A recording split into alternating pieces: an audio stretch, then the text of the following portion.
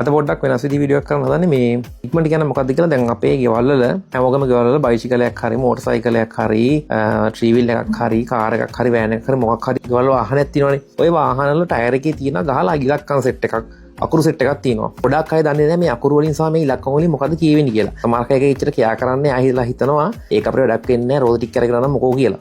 හැබැයි ඇත්තටම ඒ ඉලක්කම් වල ඒ අකුරු වල විශේෂයෙන් කියවන තේරුමක් තියෙනවා. ඒක අනිවාර්යෙන් දැනගන්න ඕන වාහනයක් පාවිච්චි කරන කෙනෙක් නම් ටයර් වල තත්වය සහ ටයර් එකේ එක්ස්පයරි ඩේට් එක මොකද්ද විශේෂයෙන් ටයර් එකේ එක්ස්පයරි ඩේට් එක. ගොඩක් කට්ටිය හිතන්නේ ටයර් වලට එක්ස්පයරි ඩේට් එකක් නැහැ. කට්ට ගෙනකන් දුවන්න පුළුවන් කියලා නෑ. ඒක වැරදි. අපේ පාර යන බස් වලින් බලනකොට ටයර් එක්ස්පයරි වෙලා තියෙන සෑහෙන කාලයක් යනකම් පාරු කරලා නැහැ. නමුත් බෑ. ඒක නීතියෙන් තහනම් දඩ ගහන්න පුළුවන් වැරද්දක්. පිටරටවල නම් ටයර් එකේ කෙලින් බලන්නේ එක්ස්පයරි ඩේට් එක.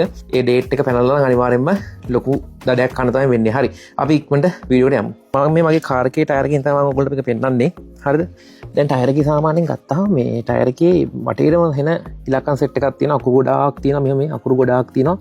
මේ හැම අකුරකින්ම කියවෙන තේරුමක් තියෙනවා. හරිද? මම මුලින් අන්න ටික කිලින්න. මුලින්ම සාමාන්‍යයෙන් ටයර් එක වැදගත්ම කොටස මෙන්න මේක. හරිද? අපි ටයර් එකක් මාරු කරන්න ගියත් අපි මේක තමයි බලන්නේ. හරිද? ටයර් එකේ ෂොප් එකේ කෙනත් බලන්නේ මෙන්න මේ ඉලක්ක අංකය. මෙතන මේ 225න් කියවෙන්නේ මිලිමීටර්ස් වලින් ටයර් එකේ විඩ්ත් එක පළල කොච්චරක්ද කියලා. ඒ කියන්නේ ටයර් එකේ මෙතන ඉඳන් මේ පැත්තට පළල. දැන් මගේ මේ Honda Vezel එකේ ටයර් එකේ පළල මිලිමීටර් 225යි. ඒ කියන්නේ සෙන්ටිමීටර් 22.5යි. මේ 50 කියලා කියන්නේ මේ ස්ලෑෂ් එකෙන් පස්සේ මේ 50 තියෙන්නේ. මේ 50 තේරුම තමයි ටයර් එකේ විඩ්ත් එකෙන් 150ක් තමයි මෙන්න මේ ප්‍රොෆයිල් එක. නැත්නම් මේ උස. මේකට කියනවා ප්‍රොෆයිල් කියලා. BMW වල වගේ නම් මේක ලෝ ප්‍රොෆයිල් වෙනවා. ඒ කියන්නේ මේ රිම් එක මේ ගානට වගේ තියෙනවා. ඒ කියන්නේ මේ ඉලක්කම එතකොට පොඩි අගයකට යනවා. දැන් මේකේ විඩ්ත් එකෙන් 150ක් තමයි මෙන්න මේ ප්‍රොෆයිල් එක නැත්නම් මෙන්න මේ උස. හරිද? ඊළඟ මේ R එක. මේ R එකෙන් කියවෙන්නේ ටයර් කන්ස්ට්‍රක්ෂන් එක. ඇත්තටම මෙතන මේ රේඩියල් කියන එක මේ කියවෙන්නේ. නමුත් ඉස්සර ටයර් තිබිලා තියෙනවා දැනුත් තියෙනවා ඒක. මේ ඩයගෝනල් කියලා ටයර් ටයිප් එකක් තියෙනවා. BS ටයර් ටයිප් එකක් තියෙනවා. ඒතකොට සමහරක් මෙතන ZR එන ඒවත් තියෙනවා. ඒ කියන්නේ ටයර් කන්ස්ට්‍රක්ෂන් එක. නමුත් ගොඩාක් ටයර් වල තියෙන R ඒකෙන් කියන්නේ ටයර් කන්ස්ට්‍රක්ෂන් එක. හරිද? රේඩියස් තමයි මේකේ තේරුම. ඊට පස්සේ මේ තියෙන්නේ අපේ රිම් සයිස් එක. ඒ කියන්නේ ඇත්තටම කොහොමද ටයර් එකේ මෙතන ඉඳන් මෙන්න මේ පල්ලෙහාට තියෙන මෙන්න මේ ප්‍රමාණය. මෙන්න මේ ප්‍රමාණය. ඕක තමයි ඔය කියවෙන්නේ අඟල් වලින්. මේක අඟල් 18 තමයි තියෙන්නේ. ඊළඟට මෙන්න මෙතන මේ 95 කිලෝ ඉලක්කමක් තියෙනවා. මේ තියෙන්නේ ලෝඩ් එක. මේ ටයර් එකේ ලෝඩ් එක තමයි මේ 95 කිලෝ ඉලක්කමෙන් කියවෙන්නේ. ඒ කියන්නේ ලෝඩ් රේටින් එක. මේක 95 කිව්වම මේ ලෝඩ් රේටින් එකෙන් කියවෙන්නේ කොච්චර ලෝඩ් එකක් මේ ටයර් එකට දරා ගන්න පුළුවන්ද කියලා. මේක 95 තියෙනවා 88ම ඉලක්කම් තියෙනවා. දැන් උදාහරණයක් ගත්තොත් මෙතන තිබොත් මේ 62 කියලා. ඒකේ තේරුම මේ ටයර් එකට කිලෝ 265ක ලෝඩ් එකක් දරා ගන්න පුළුවන්. දැන් 92 තිබ්බොත් එimhe කිලෝ 630ක් මේකට දරා ගන්න පුළුවන්. ඒ වගේම තමයි මෙතන මේ V වලින් කියවෙන්නේ ස්පීඩ් රේටින් එක. ඒ කියන්නේ මේ V කියලා කිව්වන් පස්සේ මේ V කියන එකේ තේරුම ඒකින් යන්න පුළුවන් උපරිම පැයට කිලෝමීටර් ගණන්. දැන් උදාහරණයක් ගත්තොත් මෙතන N තිබ්බොත් එහෙම පැයට කිලෝමීටර් 140 වෙනකන් යන්න පුළුවන්. මෙතන S තිබ්බොත් එහෙම 180 වෙනකන්. ඒ වගේ මම දාන්නම් මේ වීඩියෝ එකේ රේටින් chart එක. ඒකෙන් බලා ගන්න ඔයගේ කාර් එකේ මෙතන තියෙන්නේ වාහනේ මොකක්ද අකුර කියලා. ඒ වගේම තමයි මෙතනිනුත් පුළුවන් බලා ගන්න ඕක. මෙතනත් ගහද මේ තියෙන මැක්සිමම් ලෝඩ් එක කිලෝ 690යි. ඊට පස්සේ මෙතන තව තියෙනවා මේ මැක්සිමම් ප්‍රෙෂර් එක. මැක්සිමම් ප්‍රෙෂර් එක කිලෝ පැස්කල් මෙතන තියෙන්නේ 350 PSI නම් 51ක් තමයි මේක මෙතන තියෙන මැක්සිමම් ප්‍රෙෂර් එක.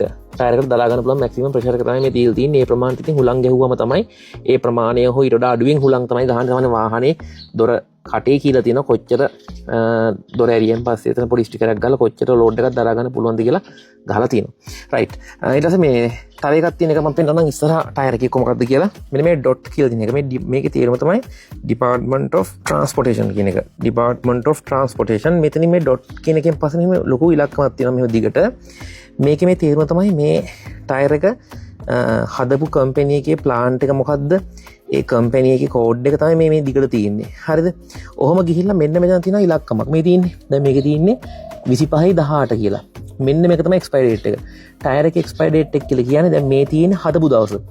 ඇත්තටම මේ තියෙන්නේ දවස නෙමෙයි. මේකෙන් දවස කියවෙන්නේ මේකෙන් කියවෙන්නේ අවුරුද්දයි සතියයි. දැන් මෙතන මේ අන්තිම ඉලක්කම් දෙකෙන් කියවෙන්නේ අවුරුද්ද. මේ කියවෙන්නේ සතිය. ඒ කියන්නේ 2025 අවුරුද්දේ 18 වෙනි සතියේ තමයි මේ ටයර් එක හදලා තියෙන්නේ. සාමාන්‍යයෙන් 12 වතාවක් 4 ගත්තොත් 48යිනේ. සති 48ක් තියෙන අවුරුද්දකට ඒක 18 වෙනි සතිය තමයි මේ ටයර් එක හදලා තියෙන්නේ. ඒ කියන්නේ සාමාන්‍යයෙන් මැයි මාසේ වගේ තමයි මේ ටයර් එක හදලා තියෙන්නේ. ටයර් කම්පැනි වලින් කියන්නේ මේ මැනුෆැක්චර් ඩේට් එක ඉඳන් අවුරුදු 5ක් යනකම් ටයර් එකක් පාවිච්චි කරන්න පුළුවන් කියලා. අවුරුදු 5 පැන්නයින් පස්සේ කොච්චර කට්ට තිබුණත් ටයර් එක පාවිච්චි කරන්න බෑ. මොකද මේක ඇතුළේ තියෙන මේ තියෙන මැටීරියල් ඒ කම්බි නයිලෝන් වගේ දේවල් ඒ කන්ඩිෂන් එකකින් අයින් වෙලා පොඩ්ඩක් දිරලා නම් වෙලා ටයර් එක හයි ස්පීඩ් යනකොට පුපුරන්න පුළුවන්. ඉතින් ඔන්නෝක තමයි ටයර් එකේ ඉලක්කම් වල කතාව. ඉතින් දන්න නැති කෙනෙක්ට දැනගන්න මේ වීඩියෝ එක ෂෙයා කරන්න. ඔයගොල්ලෝ දන්න දේවල් තියෙනවා නම් පල්ලෙහා කමෙන්ට් සෙක්ෂන් එකේ කමෙන්ට් කරන්න.